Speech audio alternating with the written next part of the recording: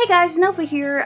First off, I wanted to do this video. This is actually one that I've got like a list of art topics. If there's any you guys want me to cover, just let me know down below. I would be really interested in that. This is one that I've wanted to talk about for a while, and first off, I want to start this by saying I used to do it too. It's a common thing. I think every artist goes through this phase, but if you've been drawing long enough and you're old enough to know better, stop. I see you. Stop. Okay, stop.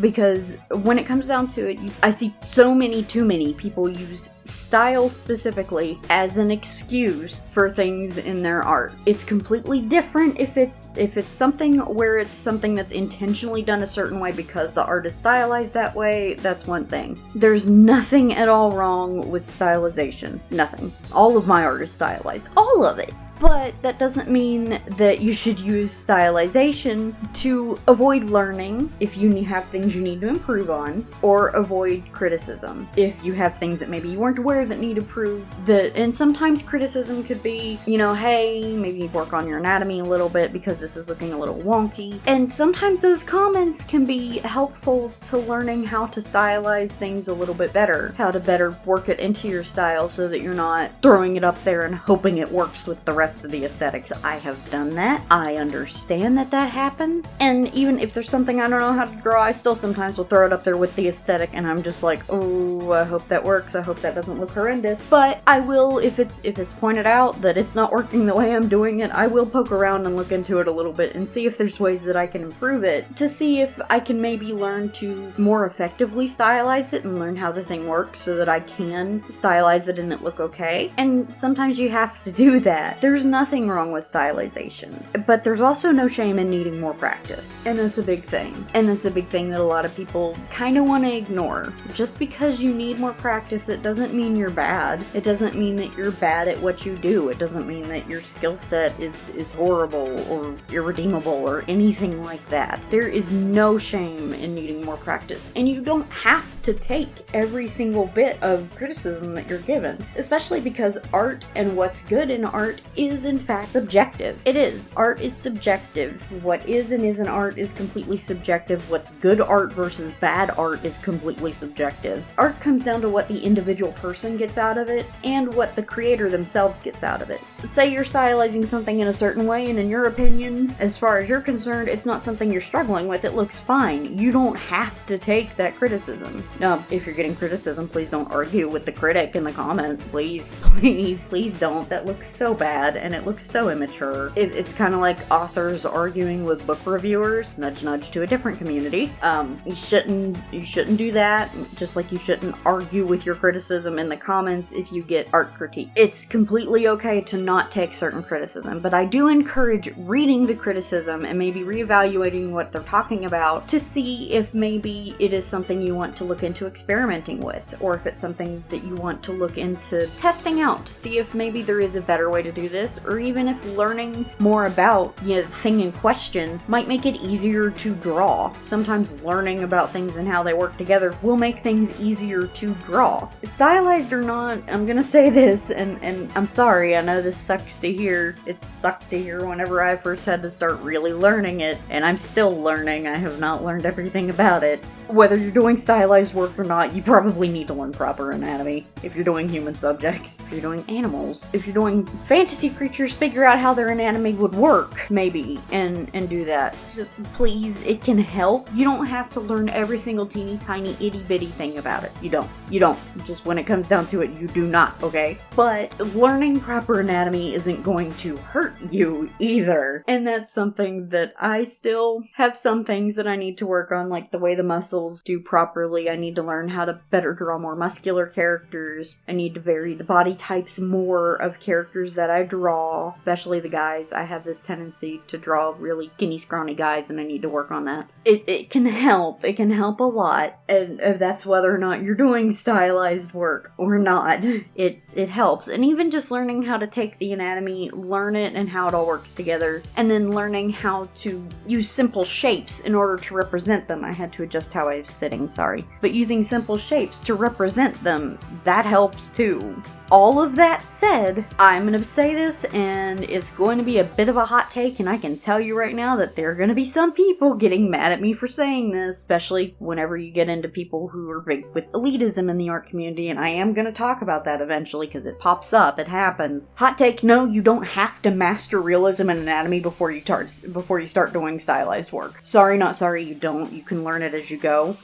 A lot of people that I've seen start out with stylization. They mess around with, especially anime fans, and I am talking about myself here. A lot of people start out with stylized work, not realistic. A lot of people build on that foundation using primarily stylized work. If they put effort into it, could they do realism? Yeah, if they wanted to, but that's not what they want to draw, so they don't. And I know this is a big hot take, and there are going to be plenty of people who get mad at me about this, but you don't have to only master realism before you go anywhere near drawing a cartoon character. Sorry, it's true. You can learn one while you learn the other, and you can learn what you like to draw and what looks good to you. In fact, I almost think it's more important to figure out what looks good to you if you're gonna make art, because is it nice to make art for other people? Yes. But I feel like a lot of times it can be so helpful to make art for yourself, and you don't have to focus years of your life on realism and mastering it before you can go anywhere near making cartoons. It's true. Believe it or not, it's true. But I think on that same note, whether you want to learn realism and whether you want to really study realism or not, I think you should always be striving to learn and find where you can improve, what you can improve on, and even just figuring out exactly what you can study in order to improve more, be that tutorials, be that doing studies of more realistic things. Especially if you're doing digital painting, I would really suggest doing studies and looking up tutorials and things and figuring out how these things work. I say that as somebody who's horrible at digital painting, but I watch a lot of people who do digital painting, and also from somebody whose backgrounds are horrendous, but I'm working on them. I'm learning slowly but surely. But I think that the willingness to learn and improve. Now, first off, you're going to be improving and taking in new things and improving your visual library, whether you're actively trying to or not. By experiencing new life and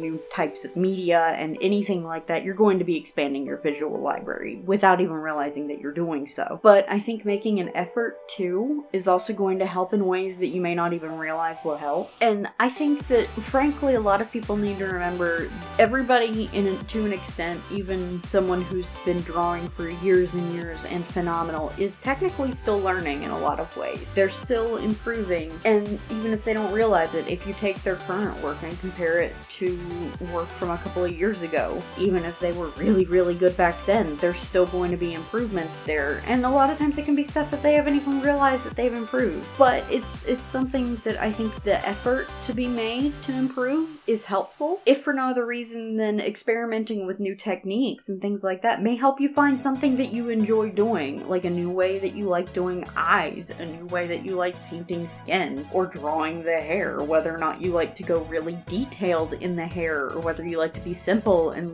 whether you like to let the hairline, the lines actually, I can't talk, whether you want to let the line art be more simple and let the actual coloring and the shadows take more precedence, especially in the hair. That one can be, coloring hair is both fun and frustrating at the same time, but I think that learning those things is a good thing. Learning shading and shadows are things that I'm still learning and getting the hang of in regard to my characters and my environment. But you have to be open to trying, and I think that's where a lot of this comes in, is you get people who are afraid to try because they're afraid they're going to fail. And I think style being an excuse, a lot of times it comes from people who are always viewing criticism as a personal attack, when it's not. It's not a personal attack, even though sometimes it can feel like it, because art is so personal that it can feel like, even if it's a piece in particular that you don't feel super personally attached to, you still made it. And art can feel so personal that criticism can feel so much like a personal attack, because it feels like if they don't like your art, they don't like you, and that's what it feels like. But in reality, that's not it. It's just everybody views things different, and it can be so difficult to work past that. I know it can. It can be so hard to work past feeling personally hurt when someone criticizes your art. And there are people who just say things to be horrible and say things to be mean and say things that they shouldn't. But you do learn to separate those from actual proper critique and valid criticism. Sometimes they are more subtle. Some of the trolly ones are more subtle. But even then, if you look over things, you might reevaluate your piece, and even the trolly comments can unintentionally help you. I've had a few be like, oh, this looks horrible. I don't know why you even draw. This particular part looks awful. I think it was hands. Actually, this was years ago. And then I look back over it, and now for the most part, I a lot of times like how I draw hands, but because that trolly comment made me look more seriously at how I could possibly maybe improve my hands, because I was looking at them, and at first I was like, they aren't that bad. I don't know why they're saying they're so awful. And then I looked at them more, and I'm just like, there could be some improvements made here. So the troll comments even unintentionally help you. Now, there are people who are just flat out rude and horrible and awful people and super toxic, and those just move on. Just move on from them. Don't give them attention. Don't feed the trolls, and don't argue with the critics. But that was mostly all I really wanted to say about this, just because it's something that I still see as a problem. It's something that still pops up as a problem. If it was just younger artists or just newer artists doing it, it wouldn't be a huge problem. But the fact that I see people who should know better and who should be doing better doing it, style's not an excuse. Guys, come on, please stop. This is why some people pull the whole artists are so sensitive kind of card, and it paints a lot of people in a bad light. Can we stop, please? Pretty please? That's all I really wanted to cover with this. If you got anything to say about it, let me know down below. Do you have any critique for my art? Shoot, I'm definitely open to that. Critique helps me get better, and I want to get better because I would like to eventually start into school for art. But let me know what you guys think about this. Do you think people get really frustrating with this and they go overboard with it? Let me know. But thank you guys so much for watching. I'll see you guys next time. Bye!